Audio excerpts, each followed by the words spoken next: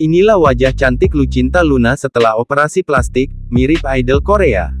Lucinta Luna akhirnya membuka topeng yang selama ini menutupi wajahnya pasca operasi plastik besar-besaran di wajahnya.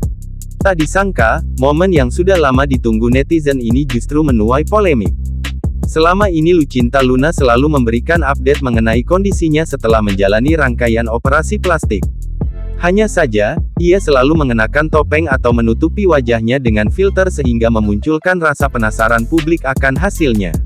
Lucinta Luna juga disebut-sebut melakukan operasi pita suara untuk menghilangkan hodam alias suara beratnya. Dalam video yang diunggah pada Minggu tanggal 7 Agustus tahun 2022 itu, Lucinta Luna mengungkap wajah barunya bersama salah satu karyawan. Ia nampak hati-hati membuka topeng yang dipakai untuk menutupi wajahnya. Lebih lanjut, karyawan tersebut menjabarkan perubahan di wajah Lucinta.